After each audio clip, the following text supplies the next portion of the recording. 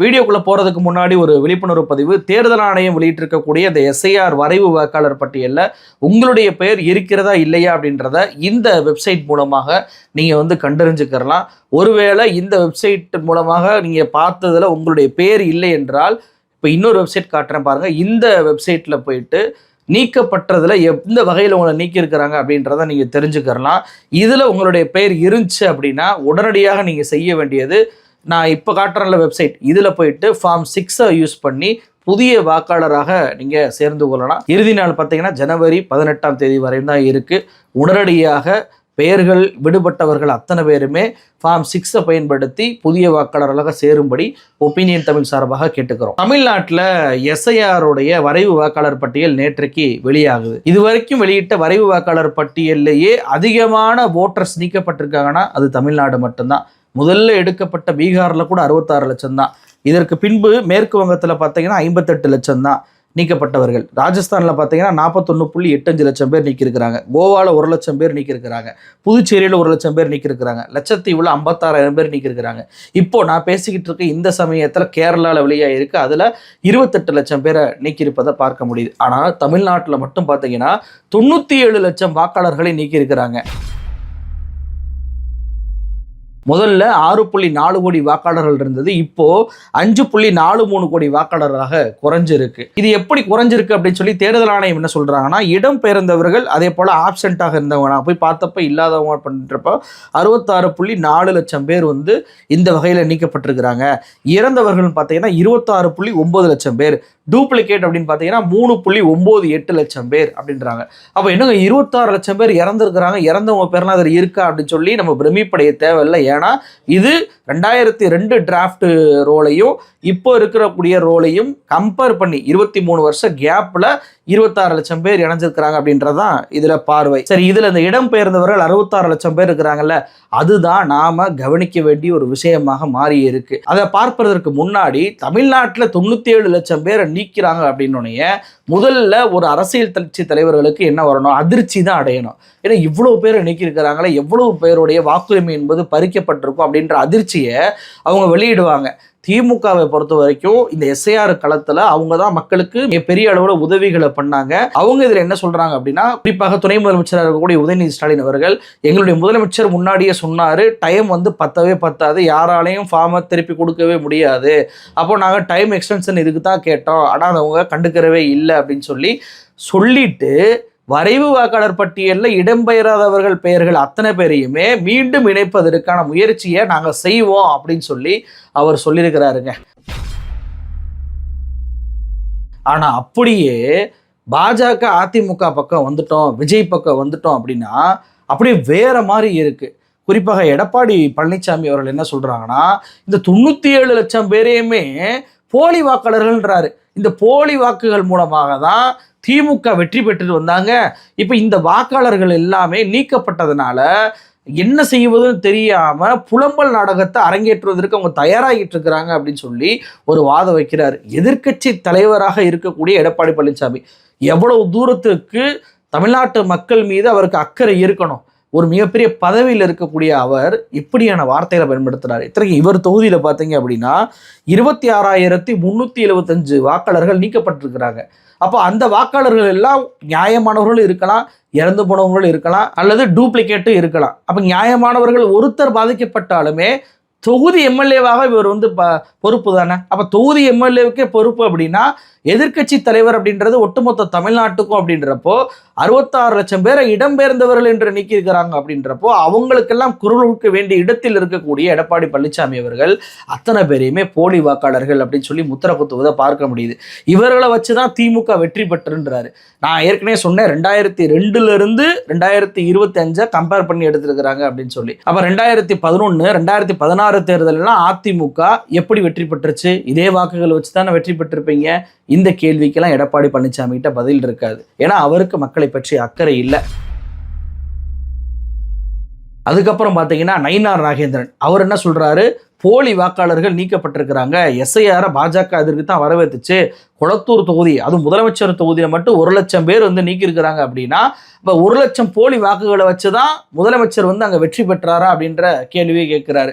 முதலமைச்சர் 1 லட்சம் போலி வாக்குகளை வச்சு வெற்றி பெற்றிருக்காரு அப்படின்னா, நயினார் நாகேந்திரன் உங்களுடைய திருநெல்வேலி தொகுதியில 42,119 வாக்குகள் நீக்கப்பட்டிருக்கே.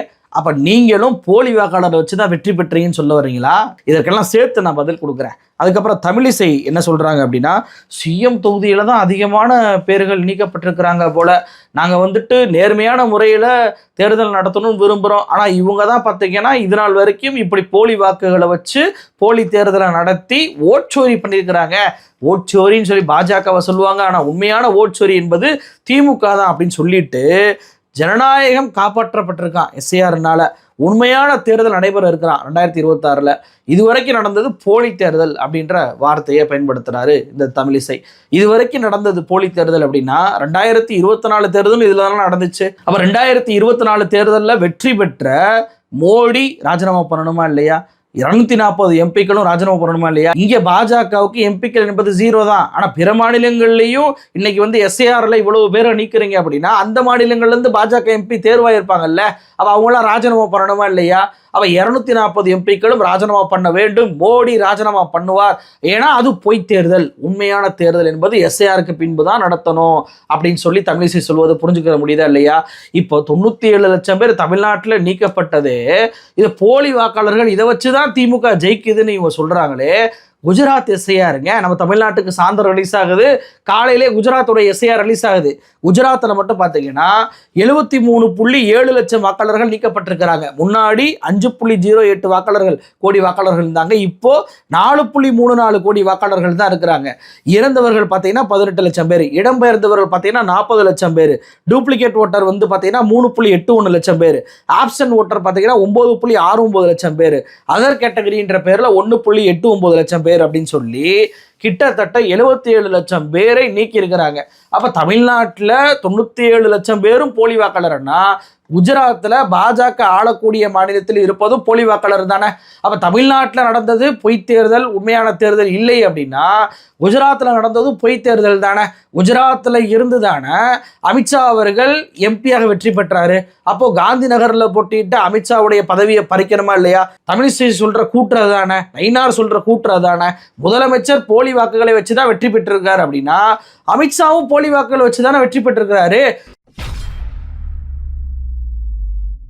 இவங்க மட்டும் இல்ல, தமிழ்நாட்டுடைய அரசாங்கமே போலி வாக்காளர்களை வச்சுதான் தேர்தல் செய்யப்பட்டிருக்கு அப்படின்னா குஜராத்லையும் போலி வாக்குகளை வச்சுதான் பாஜக ஆட்சிக்கு வந்துச்சா? இத்தனைக்கும் 2002 இருந்து 2025 கம்பேர் பண்ணியிருக்கிறாங்க அப்படின்றப்போ அந்த டைம்ல சிஎம் இருந்தது யாரு? குஜராத் சிஎம் இருந்தது மோடி தானே. அப்ப மோடி போலி வாக்காளர்களை வச்சுதான் தொடர்ச்சியாக 3 முறை குஜராத்துடைய சிஎம் வெற்றி பெற்றாரா அப்படின்ற கேள்வி வருதா இல்லையா? அப்ப தமிழ்நாட்டை போலி வாக்காளர் சொல்லக்கூடிய பிஜேபியினர், அதிமுகவினர் குஜராத்தையும் அதே மாதிரி சொல்லணுமா இல்லையா? ஏன் அதுக்கு மட்டும் சொல்ல மாட்டீங்க? இதுல ரொம்ப ரொம்ப கொடுமை என்ன தெரியுமாங்க? அந்த குஜராத் எஸ்ஐஆரையும் தமிழ்நாட்டு எஸ்ஐஆரை நான் கம்பேர் பண்ணி பார்த்தேங்க. தமிழ்நாட்டுடைய எஸ்ஐஆரை பொறுத்த வரைக்கும் ஒவ்வொரு தொகுதியிலையும் எவ்வளவு வாக்குகள் நீக்கப்பட்டிருக்கு அப்படின்றத போடுறாங்க. ஒவ்வொரு மாவட்டத்திலையும் எவ்வளவு வாக்குகள் நீக்கப்பட்டிருக்கு அப்படின்றத போடுறாங்க. ஆனா அப்படியே குஜராத்துடைய எஸ்ஐஆருக்கு நம்ம போய் பார்த்தோம்னா மொத்த வாக்காளர்கள் நீக்கப்பட்டதோடைய தகவல் அதுவும் யார் யாருன்றதை மட்டும்தான் போட்டிருக்காங்களே தவிர எந்தெந்த தொகுதியில் எவ்வளவு பேர் நீக்கப்பட்டிருக்கிறாங்க, எந்தெந்த மாவட்டத்தில் எவ்வளவு பேர் நீக்கப்பட்டிருக்கிறாங்கன்ற தகவலை ஒரு மீடியா கூட வெளியிடலைங்க. இன்னைக்கு முதலமைச்சர் தொகுதியில 1 லட்சம், துணை முதலமைச்சர் தொகுதியில 89,000, நயினார் நாகேந்திரன் தொகுதியில 40,000, எடப்பாடி பழனிசாமி தொகுதியில் 26,000 ஓட்டு போலி ஓட்டு அப்படின்னு சொல்லி ஒவ்வொரு தொகுதி வாரியாக, லீடர்ஸுடைய தொகுதி வாரியாக செய்திகளை போடக்கூடிய நிறுவனங்கள் குஜராத்துடைய எஸ்ஐஆருக்கு மட்டும் ஏன் போடவே மாட்டீங்க? தேர்தல் ஆணையமே இதை வெளியிட்டுச்சா அப்படின்றது தெரியல. ஏன்னா எந்த நியூஸ்லையுமே, நானும் காலையில இருந்து பெரட்டி பார்த்துட்டேன், எந்த நியூஸ்லையுமே மாவட்ட ரீதியாகவோ தொகுதி ரீதியாகவோ குஜராத்துடைய எஸ்ஐஆர் பத்தின டீட்டெயிலே இல்லை.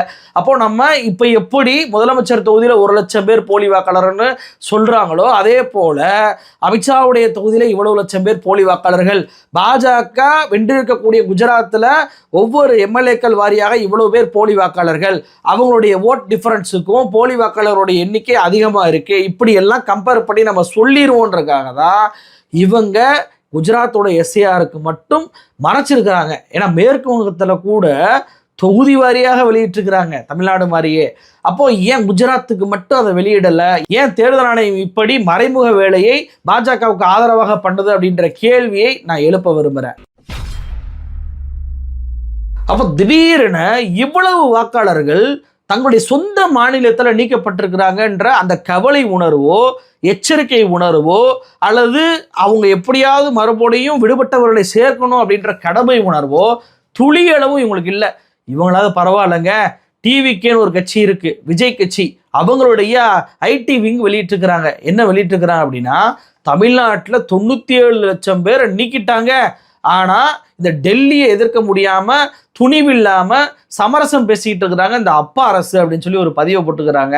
தேர்தல் ஆணையம் தான் நாங்கள் நீக்கி இருக்கிறது. தேர்தல் ஆணையம் யார் கட்டுப்பாட்டில் இருக்குன்றது ஊரறிஞ்ச விஷயம். ஒன்றிய பாஜக அரசை கண்டிக்க துப்பு இல்லாத இந்த டிவிக்கே விஜய் கட்சி இங்க இருக்கக்கூடிய மாநில கட்சியை, இங்க இருக்கக்கூடிய மக்களை எப்படியாவது எஸ்ஐஆர் பட்டியலில் சேர்த்து விட வேண்டும் என்று தெரு தெருவாக வீடு வீடாக அலைஞ்சு உழைச்ச அந்த கட்சியை பார்த்து உங்களுக்கு எதிர்க்க துப்பு இல்லைன்னு சொல்லி மடைமாற்றம் பண்றாங்க. அப்படின்னா இவங்களெல்லாம் இந்த லிஸ்ட்லயே சேர்க்கக்கூடாது. ஆனாலும் இவங்களுடைய யோகிதை மக்களுக்கு தெரியணும் அப்படின்றக்காண்டி தான் இதை நான் சொல்றேன். சரி, இது ஒரு பக்கம் இருக்க, இவங்க சொல்ற மாதிரி 97 லட்சம் பேரும் போலி வாக்காளரா அப்படின்னா சென்னை கலெக்டர் மிக அருமையாக சொல்றாரு. இதை ரொம்ப கவனிக்க வேண்டியது. நம்ம இறந்தவர்களையோ டூப்ளிகேட்டோ இதெல்லாம் நம்ம புறந்தள்ளிடலாம். அதுக்கப்புறம் இருக்கக்கூடியது முக்கியமானது இடம்பெயர்ந்தவர்கள், அப்புறம் ஆப்சென்ட். இந்த 2 பேர் தான். இது மட்டும் பார்த்தீங்கன்னா 66 லட்சம் பேர் தமிழ்நாட்டை சேர்ந்தவர்கள் நீக்கப்பட்டிருப்பதாக சொல்றாங்கல்ல.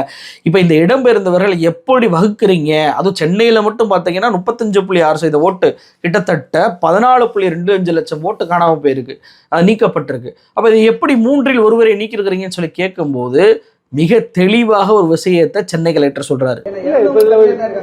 ஷிஃப்ட் ஹெவியா இருக்குல்ல உங்களுக்கு. இப்போ நீங்க தொகுதி மாறி இருப்பாங்கல்ல, இங்கதான் இருப்பாங்க அவங்க. they will be here somewhere. இங்க இப்போ இந்த எஸ்ஐஆர் கவுன்சில் படி நீங்க ஷிஃப்ட் ஆனாலே ஓட்டு போயிடும். ஆள் இங்கதான் இருப்பாரு. அவரு மேபி இருக்கலாம். அவர் இப்ப ராயபுரத்துல இருந்திருப்பாரு, இப்ப பெரம்பூர்ல இருப்பாரு. பழைய ரோல்ல அவர் இந்த பிளேஸ் மாறின உடனே ஓட்டு வெளியே போயிடும். திரும்ப he has to come through form 6. அதாவது இடம் பெயர்ந்தவர்கள் அப்படின்றதுல தொகுதி மாறி இருந்தால் கூட அவங்களுடைய பெயரை நாங்க நீக்கி இருப்போம்.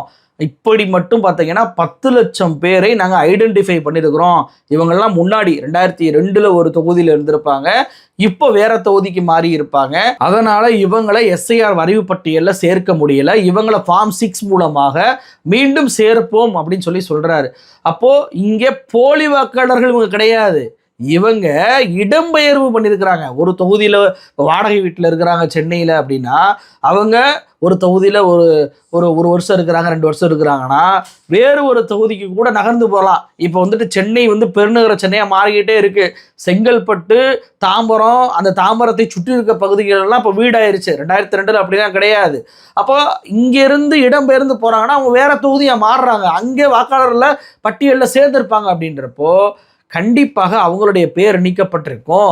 அப்படிதான் இடம்பெயர்ந்தவர்களை நாங்கள் வகுத்திருக்கோமே தவிர ஏதோ தமிழ்நாட்டிலேருந்து வட இந்தியாவுக்கு போயிட்டாங்க, தமிழ்நாட்டிலேருந்து வெளிநாட்டுக்கு போயிட்டாங்க அப்படின்னு சொல்லி நாங்கள் சொல்லலை. அப்படின்றது தான் சென்னை கலெக்டர் சொல்லக்கூடிய ஒரு வாக்குறுதியாக, வாக்கு மூலமாக இருக்கு. அப்போ 97 லட்சம் பேரும் போலி வாக்காளர்கள் சொல்லுவது இங்கே அடிபட்டு போதா இல்லையா? அவங்க நியாயமான வாக்காளர்கள் இந்த எஸ்ஐஆர் என்ற ஒரே காரணத்திற்காக நீக்கப்பட்டிருக்கிறாங்க அப்படின்றத புரிஞ்சுக்கிற முடியுதா இல்லையா? அவங்க என்னங்க பண்ணுவாங்க? வாடகை வீட்டில இருந்து இன்னொரு வீட்டுக்கு மாறாங்க, தொகுதி மாறினா இவர்கள் வைத்திருக்கக்கூடிய கேட்டகரி கிரிட்டீரியானால தான் அவங்க நீக்கப்பட்டிருக்காங்களே தவிர அவங்க ஒருபோதும் போலி வாக்காளர்கள் கிடையாது. அப்படின்றது தான் என்னுடைய பார்வை, சென்னை கலெக்டருடைய பார்வை, தமிழ்நாட்டுடைய பார்வை. இதுல இடம்பெயர்ந்தவர்கள் அப்படின்றதுல மொத்தமா 66 லட்சம் பேர் அதே வரல, ஆப்சென்ட்ன்ற பேர்லயும் வந்திருக்கிறாங்க. அப்படின்னா என்ன அர்த்தம்? ஃபார்ம் கொடுத்தும் வராதவர்கள் அல்லது ஃபார்ம் வாங்கவே வராதவர்கள் அப்படின்றது. அப்போ தேர்தல் ஆணையத்தை பொறுத்த வரைக்கும் வீடு வீடாக போய் பிஎல்ஓக்கள் ஃபார்ம்களை கொடுத்துருக்கணும். ஃபார்மை வாங்குவதற்கு வீடு வீடாக போயிருக்கணும். ஒரு முறை மட்டுமல்ல 3 முறை போயிருக்கணும். 3 முறை போயினா பிறகு கிடைக்கல அப்படின்னா ஆப்ஷனில் சேர்க்கணும். ஆனால் இங்கே அப்படி நடக்கவே இல்லை. ஏன்னா டைம் இல்லை, 30 நாட்கள் மட்டும் இருக்கலாம்னு அவங்க குறை சொல்லவும் முடியாது. ஒரு இடத்துல அவங்க முகாம் மாதிரி நடத்தி நாம தான் எல்லாரும் போய் வாங்கிட்டு இருந்தோம்னு வச்சுக்கோங்களேன். இப்போ 2002 ஓட்டு போட்டது எங்கே இருக்குன்னே தெரியாது, அல்லது 2002 ஓட்டு போட்டது எனக்கு தெரியும் ஆனால் பாகம் நம்பரும் வரிசை நம்பரும் தெரியாது, அப்போ இருந்த ஓட்டர் ஐடி என்கிட்ட இல்லைன்னு சொல்லி வேற ஊர்ல வசிக்கக்கூடிய மக்கள்லாம் படாத பாடுபட்டாங்க. அப்போ அதெல்லாம் நம்ம பார்த்தோமா இல்லையா? அப்போது ஆப்சண்ட் அப்படின்ற பேரில் தேர்தல் ஆணையம் எப்படி இவங்களாகவே ஆட்களை சேர்த்துட்டாங்களா அப்படின்ற கேள்வி எனக்கு எல்லாமே இல்லை. அப்போ இதன் மூலமாக மட்டுமே 66 லட்சம் பேரில் 60 லட்சம் பேருக்கிட்ட தமிழ்நாட்டில் மீண்டும் இணைவதற்கான வாய்ப்பு என்பது இருக்குது அப்படின்றதான் என்னுடைய பார்வை. ஏன் மற்ற மாநிலத்தை விட தமிழ்நாட்டில் கூடுதலாக வாக்குகள் நீக்கப்பட்டிருக்கு என்பதற்கு பின்னணியும் இதுதான் இருக்குமோன்னு தோணுது.